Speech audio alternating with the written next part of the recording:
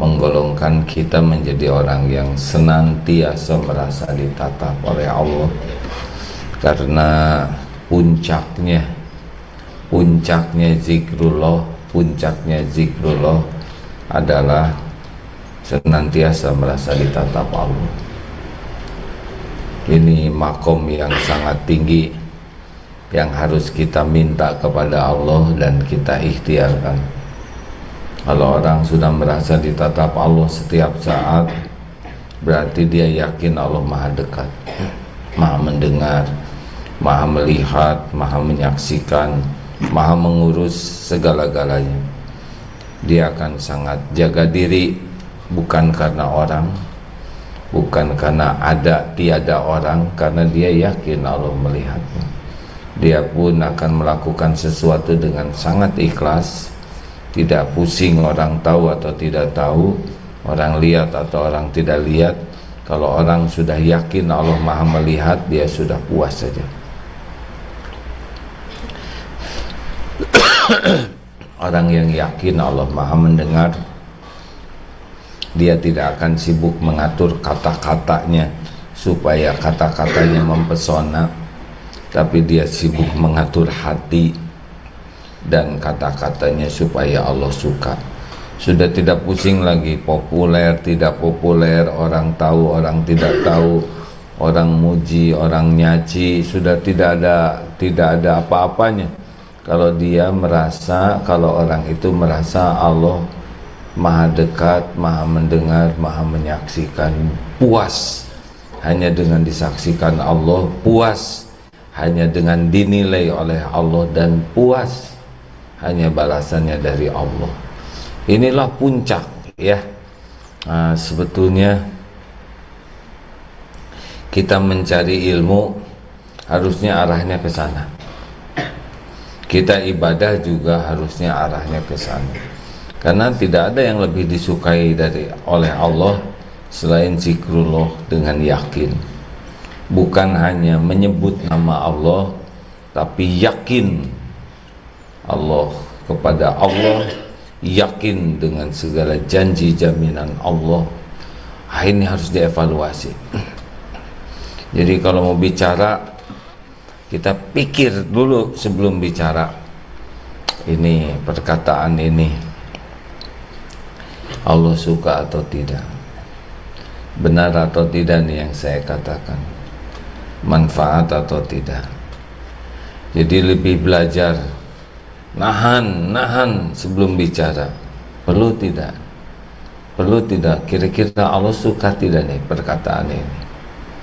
Kalau didapati Allah maha mendengar dan tidak suka, ya sudah, diam saja. Kita menyimak saja dengan baik. Jadi harusnya di pesantren kita ini tidak usah banyak ngobrol yang tidak manfaat. Bukan tidak boleh ngobrol, tapi selalu berpikir apakah obrolan ini disukai Allah, tidak ada manfaatnya, tidak. Demikianlah dalam keseharian kita, berdiri, duduk, berbaring, Allah saja. Karena memang Allah yang memiliki segala-galanya. Mau apapun pasti ada dalam kekuasaan Allah. Itulah prolognya. Ustadz Mulyadi sudah bersama kita kan? Ustadz, Assalamualaikum warahmatullahi wabarakatuh.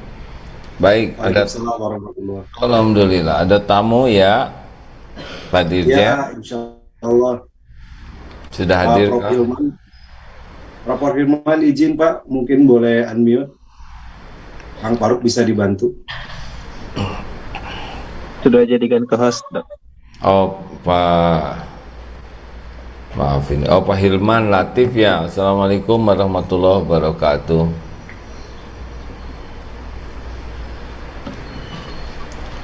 Mana? Belum? Ya. Sekarang sebagian Ustadz Mulyadi ini yang memandu. Assalamualaikum Pak Hilman. Waalaikumsalam. Ya, alhamdulillah. Terima kasih sudah berkenan hadir.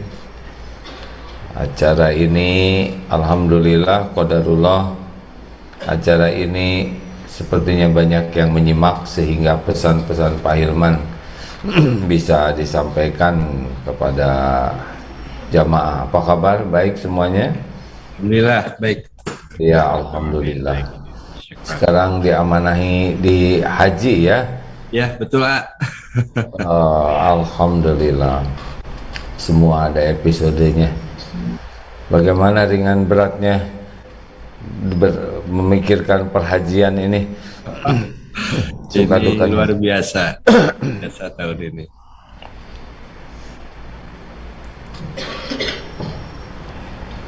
Nah, rekan-rekan sekalian, para pemirsa di MQTV, MQFM dan semua jaringan, kita akan simak lebih banyak obrolan tentang haji bersama di Pak Dirjen ini ya, Pak Hilman, dan ini nanti yang memandunya Pak Ustadz Mulyadi ya, Pak Hilman.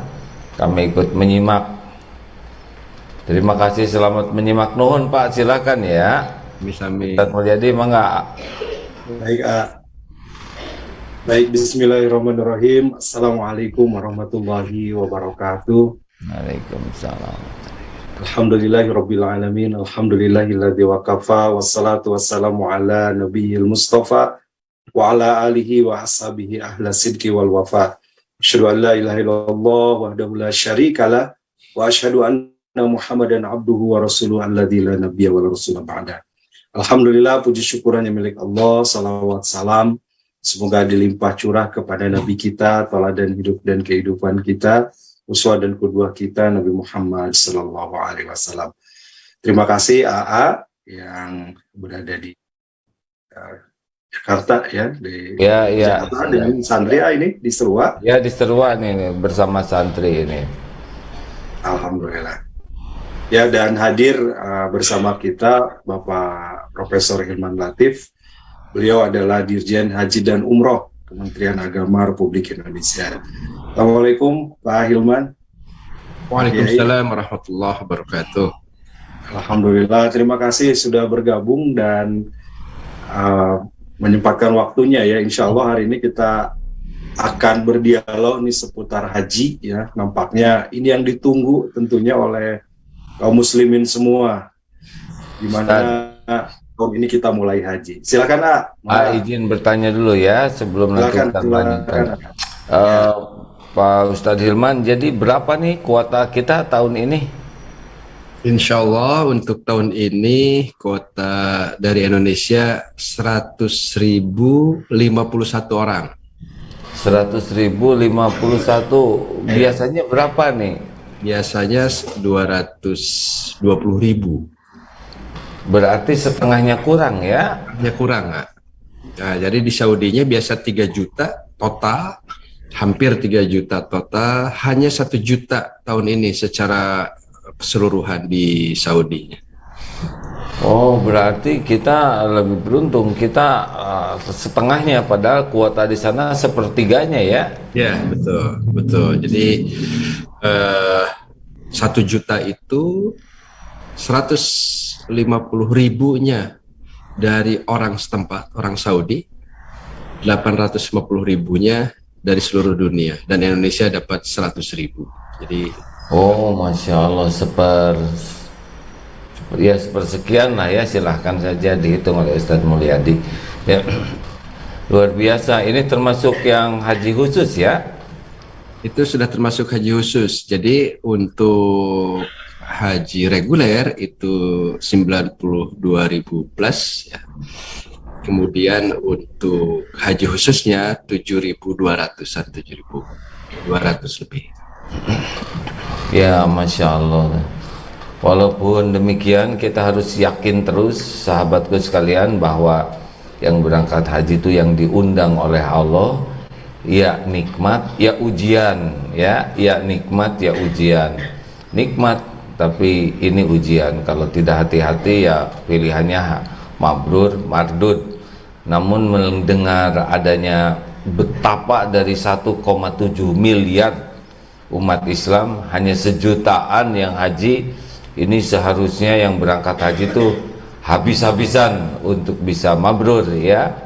Ini luar biasa pentingnya menyadari betapa langkanya atau sulit dan ya hanya 1 juta dari 1,7 miliar. Seperberapa itu ya Pak ya? Nah ini yang sudah antri sekarang paling lama berapa tahun nih Pak? Jadi untuk saat ini jamaah haji yang sudah terdaftar dan antri sekitar 5,2 juta orang. Nah, memberangkatkannya biasanya sekitar 200.000, 210, 220.000 gitu ya. Nah, pendaftarnya itu 3 kali lipat, Pak. Jadi pendaftarnya itu bisa 700.000 per tahun. Artinya setiap tahun itu orang akan menambah 2 tahun berikutnya ya. Nah, masa tunggunya. Karena yang daftar misalnya 750.000, yang berangkat 200.000 ya. Berarti kan setiap tahun menyisakan 3 tahun berikutnya. Nah, ini masa tunggu Indonesia secara umum saat ini insya Allah antara 20 sampai 40 tahun. Barat 30-an tahun, Jawa Timur sama hampir 30-an tahun, tapi kalau beberapa di Kalimantan 20, di Sulawesi sudah 40-an tahun. Jadi pas lahir harus daftar ya. Nah, Kalau usia 70 baru daftar berarti perkiraannya 110 baru ya, berangkat. Saat ini yang usia 100 tahun itu ada 25 orang. Di atas 100 tahun. Di atas 90 sudah puluhan, di atas 80 sudah ratusan, di atas 70 ribuan, gitu ya. Di atas 65 ya puluhan ribu. Dan ada batasnya sekarang berangkat haji usia berapa maksimal Pak? Kalau maksimal 12 tahun, maksimalnya 65 tahun ya. Jadi ini keputusan baru khusus pada masa pandemi. Kalau sebelumnya tidak ada batasan. Bahkan ini agak mengagetkan juga karena pada masa umroh itu tidak ada batasan. Untuk haji mereka melakukan pembatasan. Jadi 65 tahun maksimal. Kelahiran 30 Juni 1957. Nah, di atas itu tidak boleh. Dan tertolak langsung visanya. Oh, tertolak langsung visanya. Jadi tidak bisa lobby-lobby ya. Oh, tidak bisa di lobby gitu, kecuali di lobby ke visa tidak bisa juga karena itu elektronik ya. Mesin ya. Niat sudah sampai, ikhtiar sudah maksimal. Sekarang ditambah lagi pahala ridho kepada takdir, ini akan melimpah. Jadi kalau urusan dengan Allah beda dengan urusan dengan manusia ya. Niat sudah dinilai oleh Allah. Daftar nunggu sekian lama sudah dinilai oleh Allah. Ditambah lagi sekarang tidak jadi berangkat. Ridho terhadap takdir ini, faman radiya falahu ridho, maka Allah ridho. Boleh jadi pahala hajinya kalau meninggal sudah didapat pahalanya ya. Maka kepada yang tidak bisa berangkat tahun ini karena usianya 65, tetap berbaik sangka kepada Allah karena tidak pernah Allah berbuat zolim kepada hamba-hambanya. Berangkat ke sana semuanya adalah ketentuan Allah walaupun syariatnya ada aturan manusia. Itu begitu ya Pak ya. Insyaallah. Ini Ustadz Mulyadi jadi nggak kebagian nih. Saya senang nanya satu lagi Ustadz, sabar ya. Ada furodah. Bagaimana itu Pak? Haji kan ada haji reguler, ada haji plus ya, dan haji furodah. Oh maaf, belum ke sana. Ini sekarang banyak KBIH yang pembimbingnya tidak bisa berangkat nih Pak. Betul. Jadi saat ini perlu disampaikan bahwa untuk kuota kita itu adalah 100.051 orang, dan untuk petugasnya saat ini awalnya itu diberikan 1.901 orang. Jadi pakai satu-satu gitu memberikan ini. Dan alhamdulillah insyaallah setelah saya bersama Pak Menteri menemani Pak Menteri bertemu dengan Menteri Haji sana, kami mendapatkan kuota tambahan untuk petugasnya. Ya. Karena kemarin sangat mepet sekali. Nah, dari petugas itulah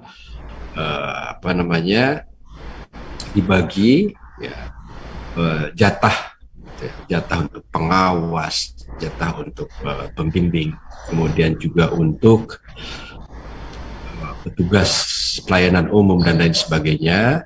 Nah, memang akhirnya setelah dihitung untuk pembimbing di beberapa daerah tidak bisa semuanya terakomodasi. Nah, apalagi untuk pembimbing juga yang menurut peraturan itu bisa menjadi pembimbing dengan jumlah jamaah misalnya di atas 120 orang, ini di beberapa daerah itu tidak tercukupi.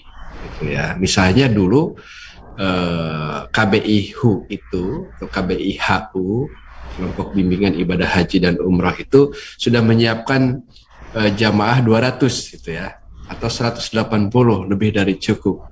Tapi sekarang yang berangkatnya hanya 60, hanya 40 gitu ya. Nah, ini juga akhirnya banyak sekali pembimbing yang tidak bisa berangkat gitu ya. Nah, ini kemudian kami memberikan skenario pembimbing atau KBIHU bisa bertemu dengan KBIHU yang lain untuk bergabung, ya, kolaborasi agar mencukupi dan salah satunya bisa diberangkatkan. Ya, terima kasih. Ini sahabat-sahabatku di seluruh dunia yang menyimak acara ini. Jadi dengan adanya kejadian seperti sekarang ini, keterbatasan pembimbing, seyogianya memacu kita menjadi haji mandiri ya. Jadi jangan terlalu kuat ketergantungan kepada pembimbing. Belajar lebih banyak, kemudian pahami manasiknya dengan lebih baik. Dan sekarang bisa juga dibimbing lewat Zoom seperti ini ya. Walaupun pembimbing tidak bisa berangkat, tetapi belajar terus, karena kuncinya adalah ilmu. Kalau semangat berilmunya sedikit, lemah, maka besar kemungkinan kita tidak menikmati ibadah ini. Oleh karena itu jangan kecil hati, misalkan dari grup KBI hanya pembimbingnya belum bisa berangkat karena ada langkah dari KBI haji ya, dan tetap belajar, dan kalau kita baik Allah akan menjamu di sana ya. Nah, itu terakhir Furodah tuh dari saya, pertanyaan masih memungkinkan ini Pak, ada Furodah ini? Ya, seperti biasanya. Jadi ada dua tipe, tiga tipe untuk visa, gitu ya. Jadi ini tipe visa. Yang pertama adalah haji reguler yang berada di bawah kendali Kementerian Agama. Ya. Wazir fi syu'unul haji wal umrah, gitu ya. Jadi seperti jamaah reguler biasa. Itu yang kedua adalah haji yang di bawah syarikah, ya, atau disebutkan haji khusus. Di Indonesianya haji khusus, ditangani perusahaan, di sananya juga ditangani perusahaan. Nah, kemudian ada yang haji dengan visa mujamalah, ya, itu sifatnya undangan. Nah, atau ada yang spesifik lagi, yang visa mujamalah atau undangan itu juga ada yang memang undangan resmi dari kerajaan ya, atau kementerian. Nah, nanti mereka yang mengatur perjalanan dan sebagainya. Ada juga yang kemudian menjadi bagian dari swasta. Nah, biasanya, nah ini sedang banyak sekali mencari gitu ya, ke saya, tetapi sampai saat ini belum dapat informasi berapa sebetulnya jumlah visa mujamalah yang akan diberikan untuk Indonesia. Saya kira ini semua sedang wait and see, ya. Uangnya semua sudah ada tuh, perusahaan travel tuh, gitu ya. Uangnya sudah ada, pendaftarnya ada, jamaahnya ada, tinggal visanya ini. Nah, ini mudah-mudahan dalam waktu dekat, khususnya melalui kedutaan ya, ataupun mitra-mitra di kedutaan, informasi itu bisa masuk ke kita, karena kami punya kepentingan bahwa saat ini juga visa mujamalah atau furoda itu harus dikelola melalui PIHK gitu ya. Jadi harus melalui travel yang resmi. Jangan melalui sana sini yang tidak resmi, karena kami khawatir mendengar kejadian tahun 2019 banyak sekali yang tertipu, jamaah yang saking bersemangatnya kurang hati-hati, saking bersemangatnya dan sangat terlalu percaya mengeluarkan uang ratusan juta, kemudian juga menghilang orang yang nerimanya. Padahal biasanya kolektif itu kan, ada yang 5 orang, 10 orang gitu ya. Nah ini hati-hati betul, jangan sampai terlalu bersemangat merelakan uang ratusan juta tanpa ya ada penjaminan yang benar. Itu aja pesan saya untuk teman-teman. Alhamdulillah. Jadi maaf ini sambil bertanya, sambil membantu memberikan penjelasan juga karena manfaat mungkin bagi yang menyimak. Jadi kepada yang berniat haji furoda ini daftar sekarang, bisa berangkat sekarang, harus sangat hati-hati karena biasanya ada kesempatan bagi orang-orang yang mau menipu. Kalau orang sangat ingin dan sudah terbukti ada yang tertipu, maka saran dari Pak Dirjen, pilihlah yang paling kredibel ya, yang sudah terbukti, teruji dan sesuai dengan aturan. Namun pada saat yang sama, karena belum keluar keputusannya, ya tawakalah ya, jangan dulu syukuran ngundang-undang tetangga, tapi bersabarlah dan siap berangkat, siap tidak berangkat. Mudah-mudahan kehati-hatian ditambah dengan ketawakalan akan semakin mendapatkan yang terbaik, mau berangkat maupun tidak berangkat. Sudah bagian Ustadz Mulyadi, Ustadz Pak Dirjen bagian menyimak, jazakallah khair ya. Ini mudah-mudahan semua jamaah di medsos, di TV, di radio mendapat manfaat. Ustadz Mulyadi, mangga Ustadz. Baik, Mohon Pak Ilmannya, salam ke Pak Menteri, insya Allah. Insya Allah. baik, alhamdulillah, terima kasih AA ya di Serua ya. Mohon izin Pak Hilman, beliau langsung mengajar dengan santri, biasanya memang hari Senin atau Selasa berada di pesantren Serua ya, dengan para santri, jadi ikut menyimak dan siaran langsung dari sana. Boleh kita lanjutkan, izin Pak, suara saya bisa tersimak ya? Bisa. Alhamdulillah. Saya manggilnya apa nih, Pak Prof Hilman atau Pak Kiai atau apa? Maaf, baru ketemu. Ya, insya Allah. Ini terkait dengan haji tahun ini nih Pak. Ya sebenarnya apa yang paling istimewa? Karena kan kita nih hampir 2 tahun, bukan hampir ya, 2 tahun lebih, 2020, 2021 kita tidak ada haji, dan sekarang 2022 mulai ada lagi. Nah, seperti apa Pak persiapan sekarang nih untuk menyambut haji karena setelah terhenti 2 tahun ini? Ya, alhamdulillah. Jadi ini juga saya sampaikan dulu. Assalamualaikum warahmatullahi wabarakatuh. Waalaikumsalam warahmatullahi wabarakatuh. Alhamdulillahirabbil alamin. Alhamdulillahilladzi khalaqas samawati wal arda wa ja'ala adh-dhulumati wan nur thumma alladhina kafaru bi rabbihim ya'dilun. Asyhadu an la ilaha illallah wa asyhadu anna Muhammadan abduhu wa rasuluhu, amma ba'd. Terima kasih Ustadz Mulyadi atas kesempatannya ya untuk berdialog di ruang yang insya Allah penuh barokah ini. Ya, kita sadari bahwa 2 tahun sudah kita tidak melaksanakan ibadah haji karena ada satu situasi di mana pandemi COVID-19 itu menggoncang dunia, termasuk juga di Saudi Arabia. Pandemi adalah sebuah wabah penyakit yang diujikan oleh Allah Subhanahu wa taala kepada kita semua ya, dan kita harus hadapi bersama-sama dalam situasi yang berat ini. Dan akibatnya 2 tahun sudah tidak ada pelaksanaan ibadah haji, dan ketika diadakan yang pertama kalinya di tahun 2020 ini, kita juga mengetahui bahwa ada banyak sekali pembatasan-pembatasan yang dilakukan.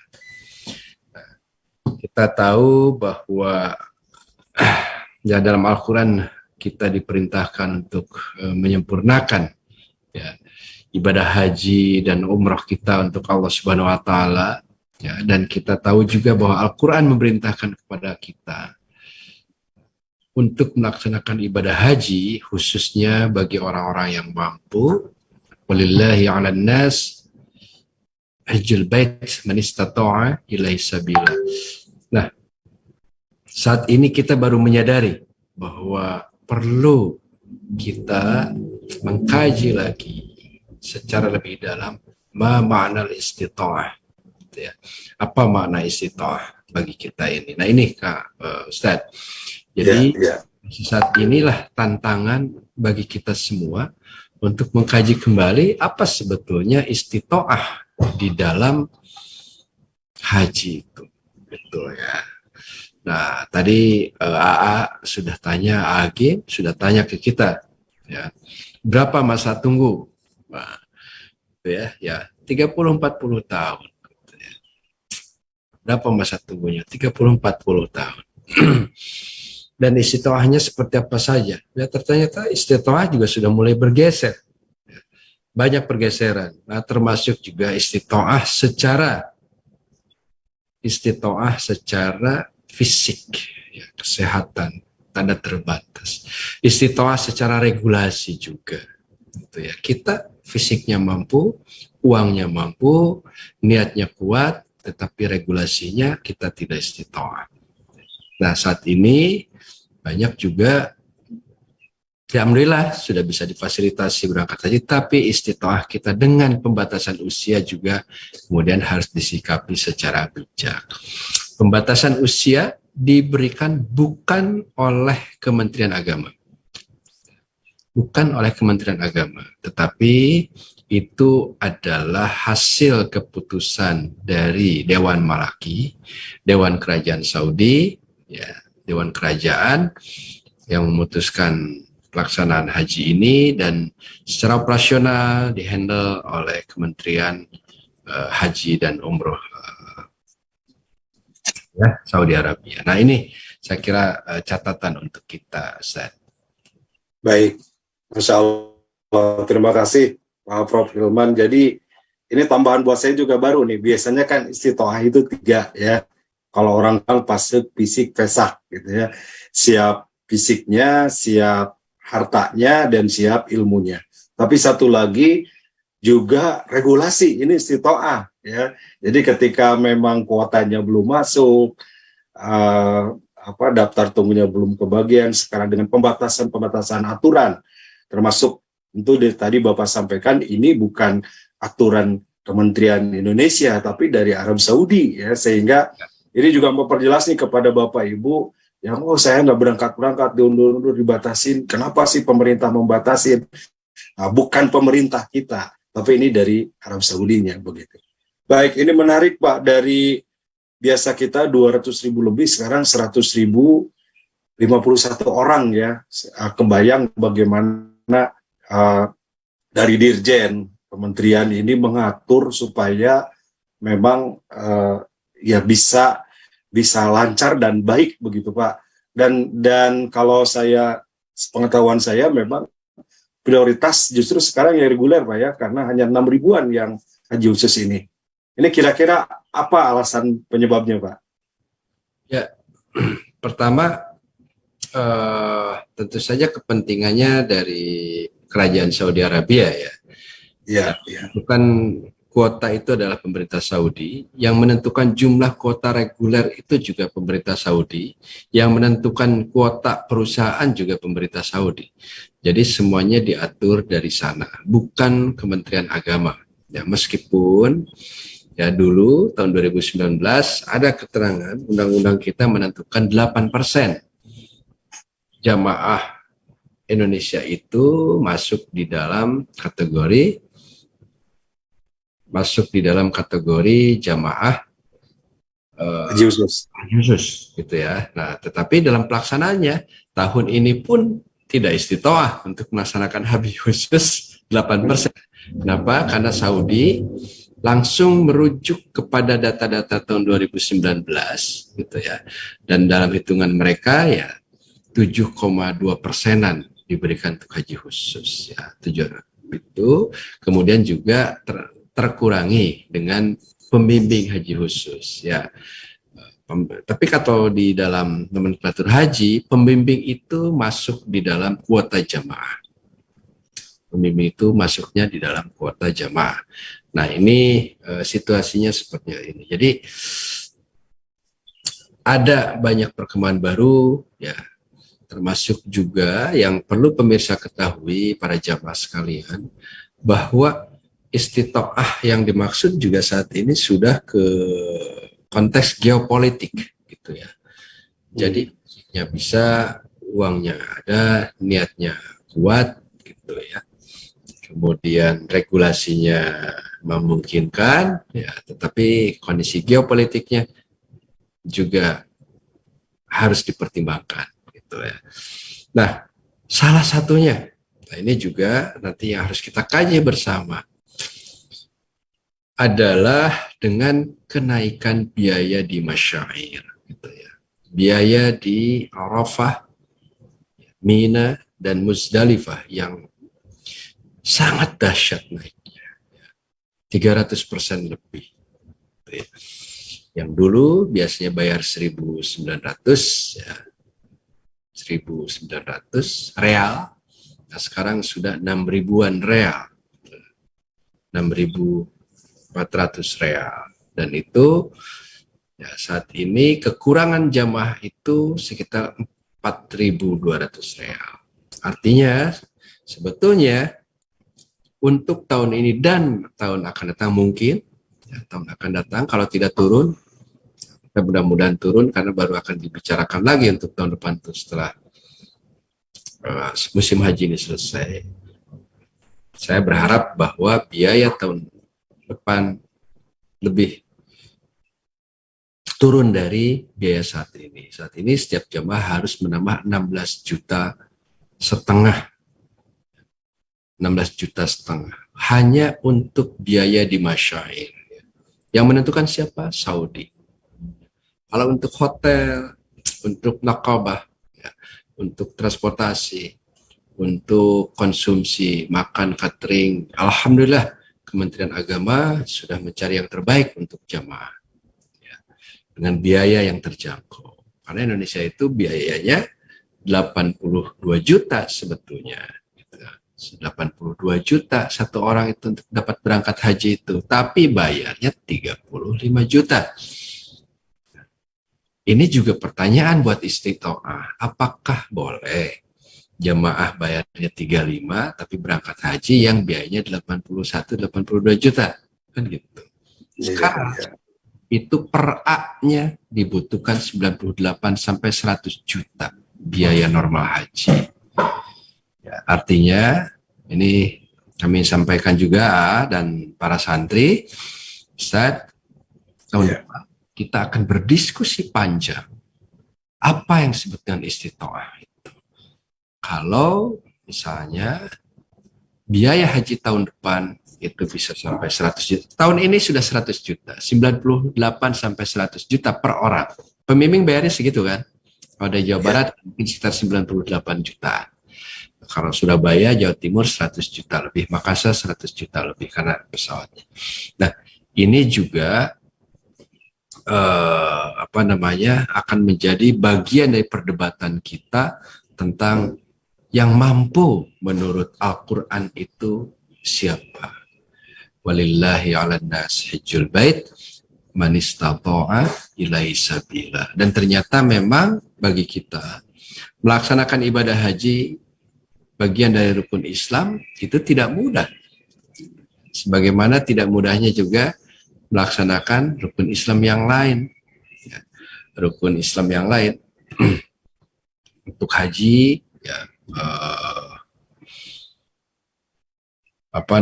rukun Islam yang lain, ya, misalnya mengenai sholat, ya, itu yang disebut dengan ibadah badaniyah, ya, itu juga tidak mudah, ya, dengan tujuan yang sangat mulia. Di antaranya mencegah dari fahsya dan mungkar. Inna salata tanha 'anil fahsya'i wal munkar. Ya. kemudian juga untuk ibadah badaniyah atau ibadah fisik yang lain, ya, seperti saum Ramadan, ya, kutiba alaikumusiyam kama kutiba aladzina min qablikum la'allakum tattaqun, dengan tujuan mencapai takwa. Ya, kemudian juga ada ibadah maliyah, ya, seperti zakat, ya, khudh min amwalim sadaqah tutahhiruhum wa tuzakkihim, dan tujuan untuk tutahhiruhum, membersihkan, wa tuzakkihim, dan kemudian mensucikan harta mereka, jiwa mereka. Nah, yang terakhir mengenai haji itu ya ibadah maliyah, ibadah badaniyah juga iya, gitu ya, dan bahkan juga ibadah spiritual. Nah, oleh karena itulah ini menjadi nomenklatur yang menarik bagi kita semua. Bagaimana sebetulnya kita memahami haji saat ini, Ustaz? Gitu ya. Baik. Nah, bagaimana kita berusaha, ya, dan jihad sekuat-kuatnya pelaksanaan ibadah haji, tetapi di balik itu tantangannya semakin besar. Masya Allah. Terima kasih Pak Dirjen, ini menarik sekali. Mohon izin ya, ini supaya diperjelas juga, izin ini kita menyimak ini yang selain kita di Zoom, ada yang live dari MKTV, MKFM, kemudian Facebook, IG, juga ada yang melalui Twitter. Ini sudah banyak pertanyaan Pak Dirjen ya. Tapi yang menarik mungkin tadi diperjelas terkait dengan biaya tambahan haji ini, karena ada informasi, ada tersebar di masyarakat berupa barangkali ya hoax ini ya, hoax bahwa pemerintah menghilangkan uangnya, ini harus tambah 1,5 triliun kalau tidak salah ya, pemerintah mengeluarkan 1,5 triliun.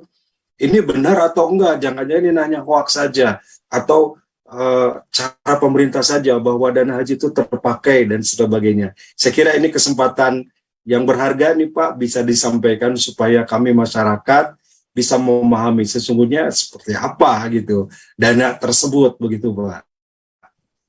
Ya, ini pertanyaan yang menarik dan juga kesempatan yang luar biasa ya. Jadi begini,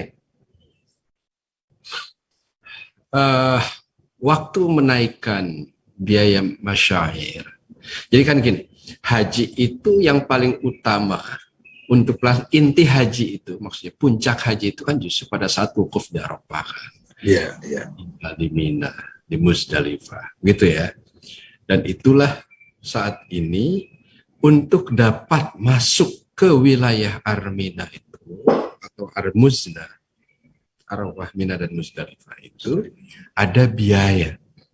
Itu ya, biaya tendanya, biaya nginep di tendanya, biaya fasilitas makannya di wilayah itu, gitu ya.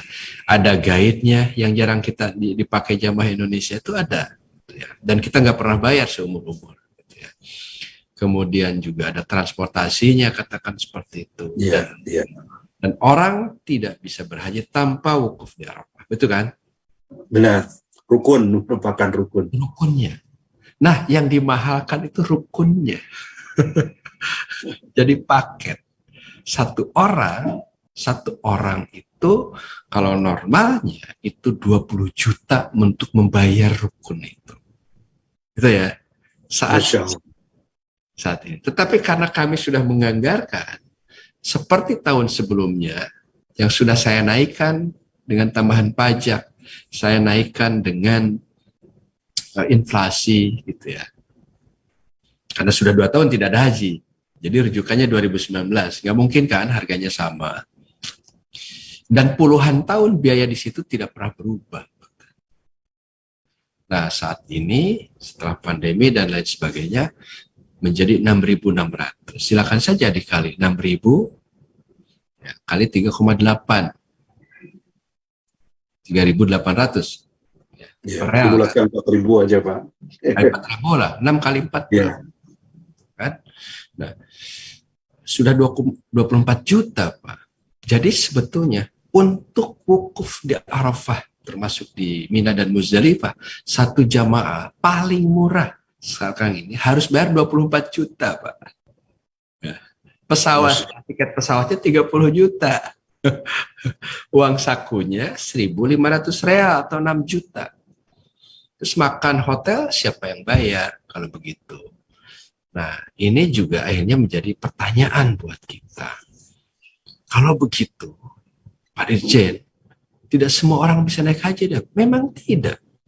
Dan betapa cerdasnya Al-Quran, betapa antisipatifnya Al-Quran, bahwa walillahi, hanya demi Allah lah, ala nas, atau wajib manusia karena Allah, untuk menunaikan haji bagi orang-orang yang mampu saja. Dan bahkan kalau kita membaca bagaimana hadis yang berbicara tentang rukun Islam, ya, itu juga sama. Ya.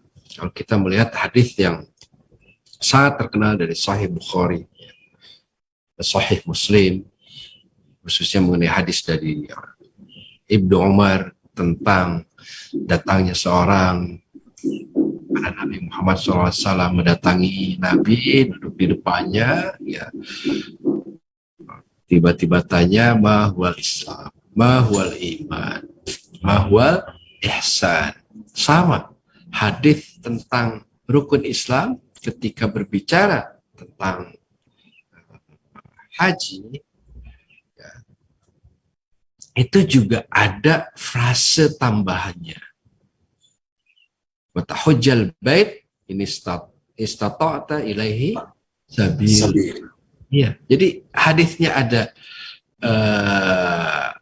watahujjal bait ini istata'ta ilaihi sabila. Ada keterangan istata'ta, istita'ah. Di dalam Al-Qur'annya pun ada keterangan istita'ah. Saya, ya karena saya jadi dirjen haji baru Oktober kemarin, saya merenung dengan berbagai kompleksitasnya. Wah, betapa antisipatifnya Al-Quran. Dan sekarang kapasitas di Mina, ya, itu juga terbatas. Tidak mungkin orang menambahkan jumlah yang lebih banyak lagi, kecuali naik ke atas. Itu pun lama perdebatannya.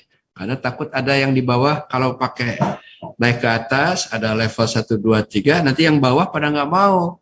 Doanya nggak langsung ke langit. Kehalang jamaah lain, banyak di lantai sekian. Terhalang. Terhalang, betul. Ulama-ulama tradisional di Saudi tidak mau sebagian untuk diadakan leveling gitu. Nabi ya di tenda, doa ke langit, ya begitulah. Apakah kita buat level begitu? Nah, usulannya banyak. Kenapa? Hanya untuk memenuhi kepentingan jamaah. Jumlah jamaah yang semakin besar. Tidak mungkin kan 3 juta orang tiap tahun, sementara penduduknya 2 miliar misalnya. Itu mau sampai kapan? Karena juga jumlah penduduknya akan besar. Apalagi orang Islamnya tambah banyak. Nah, inilah sebagai tantangan buat kita. Nah, termasuk juga mengenai dananya. Apakah cukup kira-kira 35 juta itu untuk membiayai saat ini tinggal 42 hari di hotel, makan sehari 3 kali, dapat uang saku 1.600, naik pesawat, bolak-balik, semua transportasinya difasilitasi 42 hari. Sudah tidak masuk, Pak. Sudah tidak masuk. Nah, nanti akan ada lah ya, diskusi agak panjang, saya kira insya Allah pasca pelaksanaan haji ini, bagaimana sebetulnya konsep istitoah harus kita definisikan lagi di tahun depan. Nah, uangnya, saat ini kami bersyukur bahwa pada saat kenaikan itu, saya dengan Pak Menteri sedang berada di Saudi Arabia. Dan kami bernegosiasi betul bahwa kami tidak ingin memberikan beban yang terlalu besar untuk jamaah. Kami memohon kerajaan Saudi Arabia, pikirkan lagi kebijakan ini. Harus lebih wise, harus lebih bijak. Bukan hanya memiliki kebutuhan operasional, tetapi juga bagaimana sebetulnya kondisi jamaah. Apalagi di Indonesia, biaya ibadah haji itu ditentukan secara politik. Harus ada kesepakatan DPR, pemerintah yang kelola.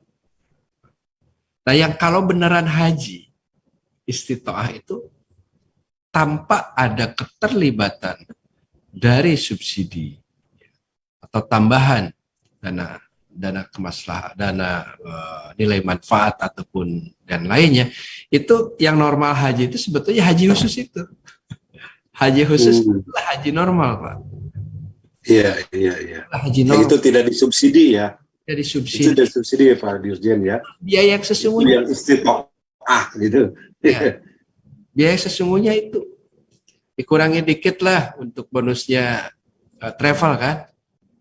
Iya. Jauh, itulah. Nah, tetapi karena yang ini harus disubsidi, ya alhamdulillah ada BPKH, Badan Pengelola Keuangan Haji. Mereka lah yang mengelola dana-dana itu sehingga berbagai kekurangannya itu bisa ditutupi. Termasuk ketika kita dalam situasi sangat sulit. Saya waktu itu juga bingung, ini uangnya dari mana?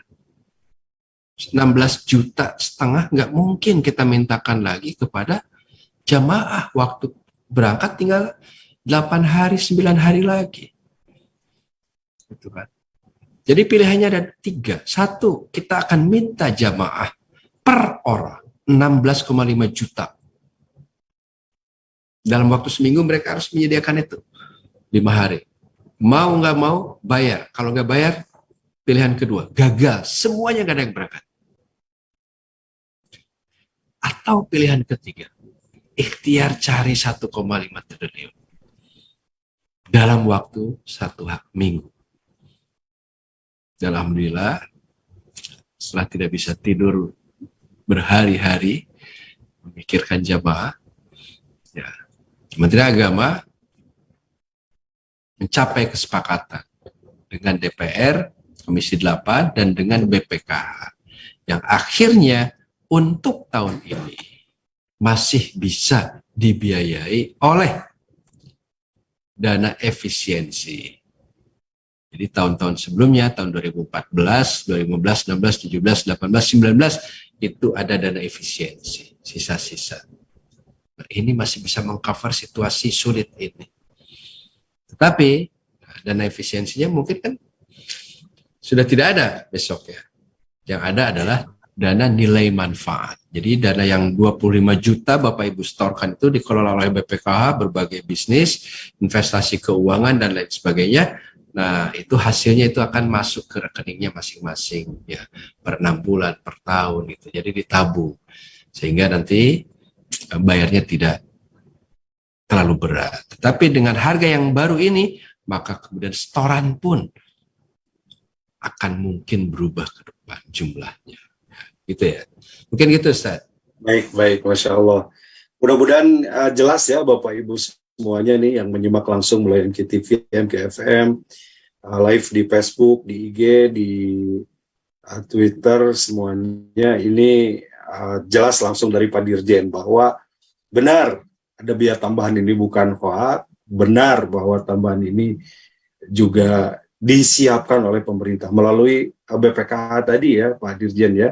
Jadi ini saya kira luar biasa nih kebijakan juga dari pemerintah, sebab bisa dibayangkan kalau ditarik lagi 16 juta dalam waktu yang singkat dan kondisi jamaah juga tidak semuanya ada, tentu ini akan sangat memberatkan. Dan poin kita juga hari ini yang saya dapatkan penting kaitan dengan istitoah nih Pak Dirjen, yang tentu ke depan perlu kajian lagi para ulama, kajian lagi para pakar, seperti apa istitoah ini, sehingga benar-benar yang haji itu tadi ya, koridornya Al-Quran dan hadis Rasulullah, bahwa haji ini berbeda dengan ibadah yang lain, yang haji ini ada syarat istitoah tadi. Izin Pak, waktu kita 5 menit lagi, ini ada banyak pertanyaan, saya rangkum saja, ada pertanyaan lewat IG, yang dikumpulkan teman-teman lewat Facebook, kurang lebih hampir sama nih poin-poinnya terkait dengan usia tadi. Jadi misalkan ini dari IG Pak Tito, bagaimana aturan mengenai umur, kenapa dibatasi 65 dan apakah itu tahun depan dan selanjutnya masih pembatasan ini ada. Ini sama juga dengan IG-nya dari FB Ibu Helni, kemudian ada FB Ibu Rahmi, dari IG Ibu Suti ini, kalau begitu mundur terus nih gitu ya, gimana nih kami yang usianya tiap tahun juga bertambah. Barangkali hanya cukup satu pertanyaan nih Pak, tapi saya rangkum kurang lebih seperti Kalau itu ini bisa saja, terkait dengan umur. sini bisa saya jawab pendek, bahwa usia itu ditentukan oleh kerajaan Saudi Arabia dalam rangka mungkin mereka memitigasi berbagai risiko, ya, khususnya pada masa pandemi ini. Kalau orang di atas 65 kan biasanya ya punya komorbid apa gitu ya, jantungnya, gula darahnya, kemudian juga ya gulanya, kemudian darahnya juga darah tinggi dan lain sebagainya, ya intinya komorbid. Yang kedua kan itu harus semuanya mendapatkan vaksin penuh, ya. Nah biasanya banyak orang tidak bisa divaksin karena ada komorbid gitu ya. Sementara tidak ada saat ini kelonggaran apapun bagi jamaah yang tidak divaksin lengkap. Kemarin musim berangkat ini beberapa kita balikin Pak ke rumahnya. Kan kita Anda itu tinggal mau disuntik 1 kali atau Anda batal haji. Kita batalkan Pak, betul. Kenapa? Dia tidak istiqomah dan kesehatannya. Iya. Untuk memproteksi sistemnya. Nah, ini juga. Kemudian yang positif ada kita balikin. Itu juga akhirnya menjadi ya pelajaran bagi kita betapa semakin sulit ya untuk pelaksanaan ini. Nah itu ya. Jadi insya Allah mudah-mudahan kebijakan 65 tahun tidak hanya untuk tahun ini, ya. Sehingga tahun depan kita bisa prioritaskan untuk lansia gitu ya, yang didampingi dari generasi muda. Kemudian saya tadi baca juga ada chat ya, pertanyaan. Seorang ibu sudah daftar tahun 2014, anaknya baru daftar 2019. Nanti bagaimana kalau untuk bergabungan? Ya, ini ada yang sifatnya menggabungkan mahram ya. Nah, tapi nanti saja kalau sudah dipanggil ya. Kalau sudah dipanggil baru diurus. Di tahun keberangkatan aja gitu Pak ya. Nanti saja. Baik. Alhamdulillah, terima kasih Pak Prof. Terakhir. Siap. Iya. Untuk tahun ini tidak ada kebijakan penggabungan mahram. Kalau Ustadz Mulyadi masuk, istrinya nggak masuk, misalnya ya, karena waktu itu beda telat sehari, beda ini. Nah kalau dulu ada istrinya bisa ikut suami penggabungan mahram, betul ya? Iya.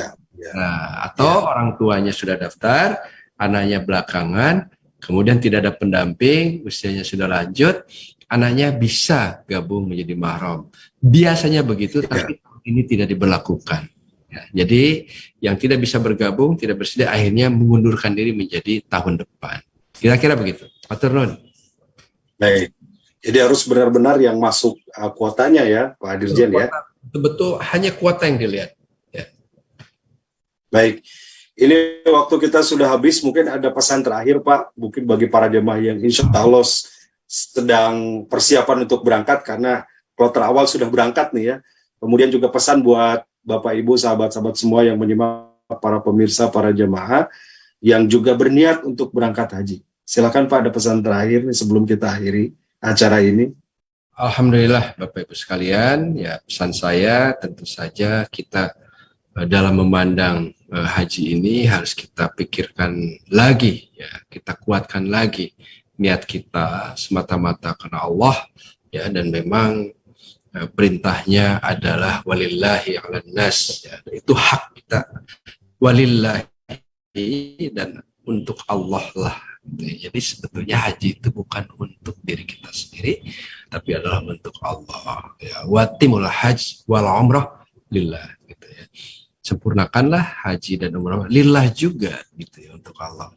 Jadi semuanya adalah untuk Allah, dan karena itu kita harus kuatkan lagi ya, keikhlasan kita dalam berhaji. Dan oleh karena itu memang tidak semua orang punya kesempatan untuk melaksanakan ibadah haji, dan patutlah bersyukur orang-orang yang sudah punya kesempatan tahun ini untuk menunaikan ibadah haji. Nah, mudah-mudahan Bapak Ibu sekalian, khususnya yang sudah lolos ya,